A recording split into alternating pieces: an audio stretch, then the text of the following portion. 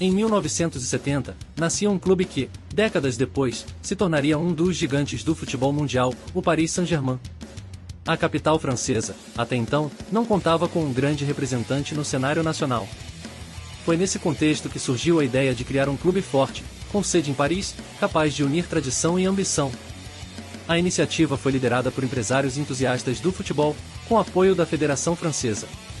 Em 12 de agosto de 1970, o PSG foi oficialmente fundado, resultado da fusão entre o Paris FC, que trazia o projeto esportivo, e o Stade Saint-Germain, um clube com estrutura e história na cidade de Saint-Germain-en-Laye, nos arredores de Paris.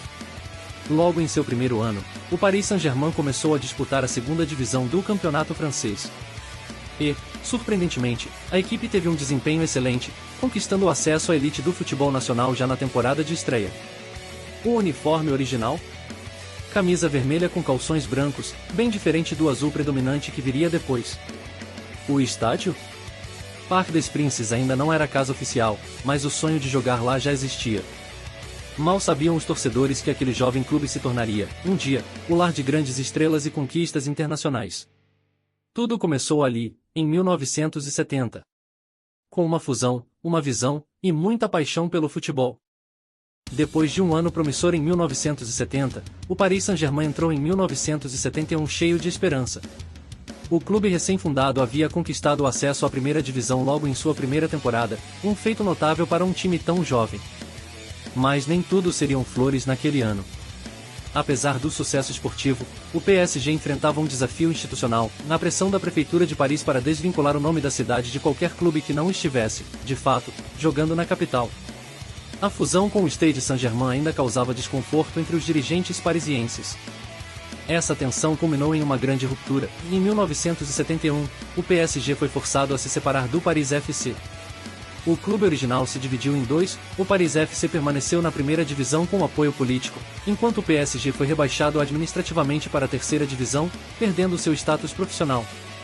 Foi um golpe duro.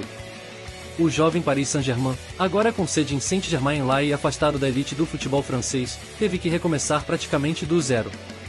Ainda assim, o espírito de resistência se manteve vivo, e torcedores e dirigentes seguiram acreditando no projeto de construir um grande clube. O ano de 1971 marcou uma queda, mas também uma afirmação de identidade.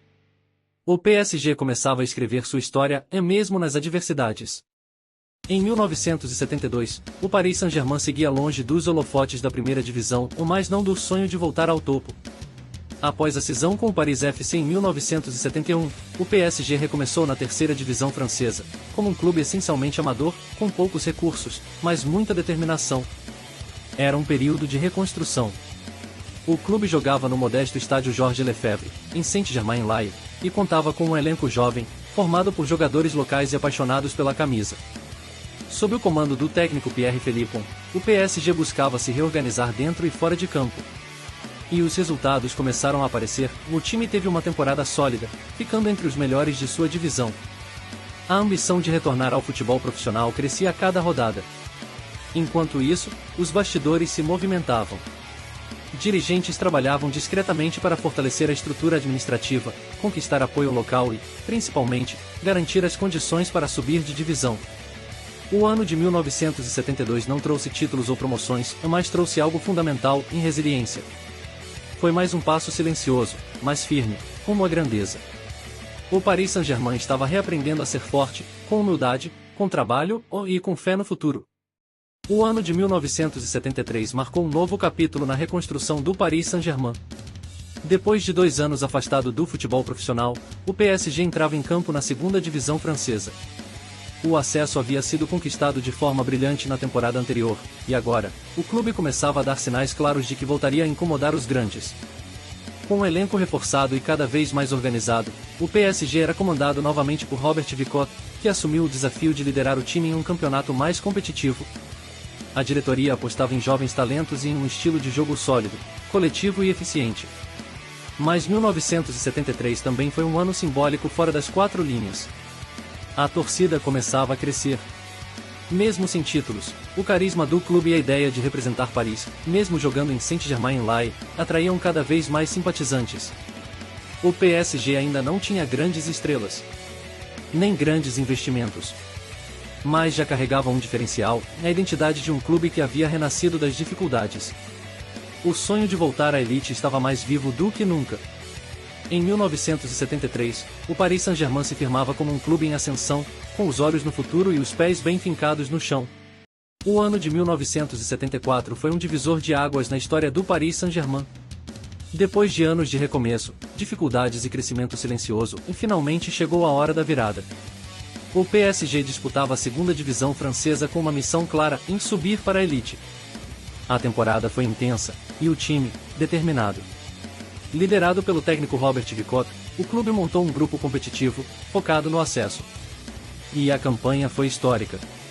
Ao fim da temporada, o PSG garantiu a tão sonhada promoção para a primeira divisão do campeonato francês, um retorno aguardado desde a ruptura de 1971.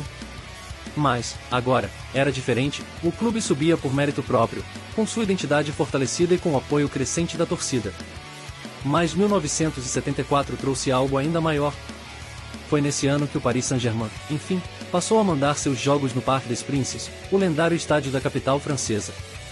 Jogar ali não era só uma mudança de endereço, era uma afirmação de que o PSG, de fato, representava Paris. Da terceira divisão ao coração da cidade-luz, em apenas 3 anos. 1974 não foi só um ano de acesso. Foi o nascimento do PSG moderno. Na elite, na capital, e pronto para construir uma nova era. Depois da euforia do acesso e da estreia no Parc des Princes em 1974, o ano de 1975 representou uma etapa crucial para o Paris Saint-Germain em se manter na elite.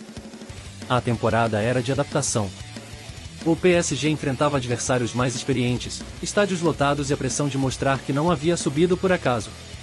O técnico Robert Vicotte continuava à frente da equipe, trabalhando com um elenco jovem e ainda em formação. Os resultados foram oscilantes. Dentro de campo, o PSG sofreu com a instabilidade, lutando para se afastar da zona de rebaixamento. Fora dele, porém, o clube dava passos importantes, a estrutura administrativa começava a se profissionalizar, e o Parc des Princes já dava sinais de se tornar um verdadeiro lar, com o apoio de uma torcida cada vez mais apaixonada. Apesar das dificuldades, o PSG terminou o campeonato fora da zona de descenso. Não foi uma campanha brilhante, mas foi o suficiente. O clube sobreviveu ao seu primeiro ano completo na primeira divisão. E isso era fundamental. 1975 foi o ano em que o Paris Saint-Germain aprendeu a resistir.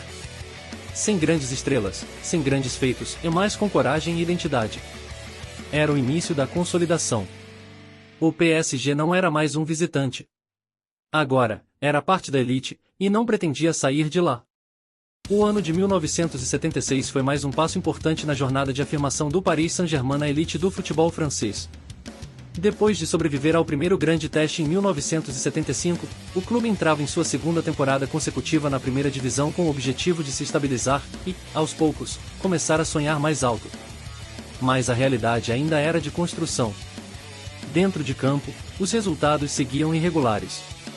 O PSG teve dificuldades em manter uma sequência de vitórias, e mais uma vez, ficou na parte inferior da tabela. Ainda assim, o time conseguiu evitar o rebaixamento, o que, naquele momento, era considerado um progresso. O clube começava também a apostar em uma base mais sólida. O elenco ainda era modesto, mas já mostrava alguns nomes promissores. E, aos poucos, a torcida parisiense aprendia a confiar e acreditar nesse time jovem, mas cheio de personalidade. Fora das 4 linhas, o PSG seguia ganhando força, a presença no Parc des Princes se consolidava, e o clube começava a chamar a atenção da mídia nacional como o time da capital, ainda que os resultados não refletissem esse potencial. 1976 não trouxe títulos, mas trouxe algo igualmente valioso, em continuidade. O Paris Saint-Germain estava longe de ser um gigante, mas já não era um coadjuvante. Era o início de uma identidade competitiva, tecida com suor, paciência e a promessa de algo maior.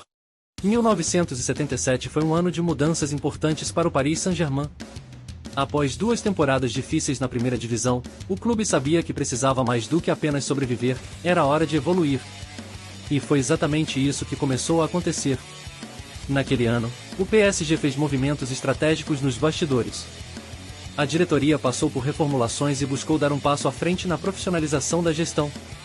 A ideia era clara, em transformar o clube em uma força estável no futebol francês. Dentro de campo, os resultados ainda eram modestos. A equipe terminou novamente no meio da tabela, sem brigar por títulos, mas longe do perigo do rebaixamento. Porém, o que chamava a atenção era o início de uma mudança de mentalidade. O PSG estava aprendendo a competir com mais confiança.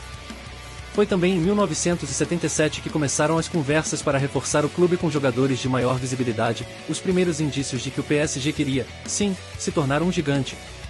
Enquanto isso, a torcida crescia, o Parc des Princes vibrava a cada jogo, e a ideia de que Paris merecia um clube campeão ganhava força.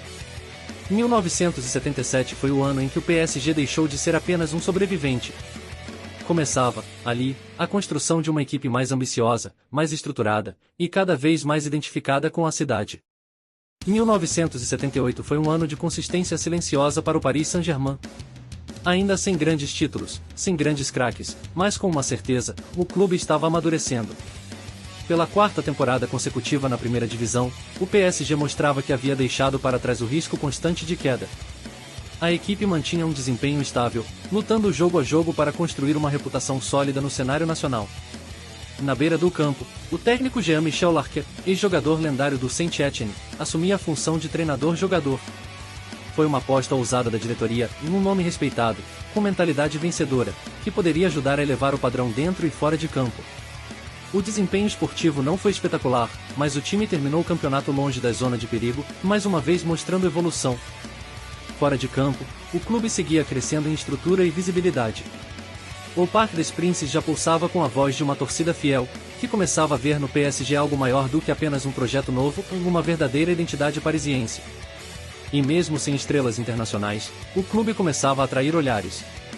1978 foi um ano de preparação.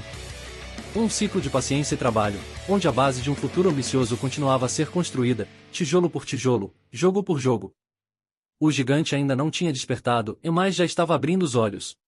1979, o Paris Saint-Germain encerrava sua primeira década de existência. Foram 9 anos de crescimento lento, de batalhas silenciosas, de afirmação no futebol francês.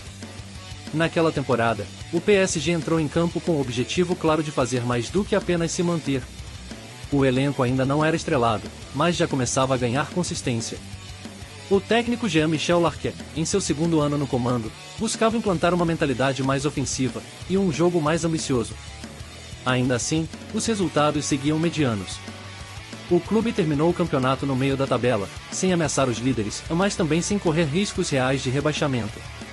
No entanto, 1979 foi marcante por outro motivo. Foi o ano em que os bastidores começaram a se agitar com planos de modernização.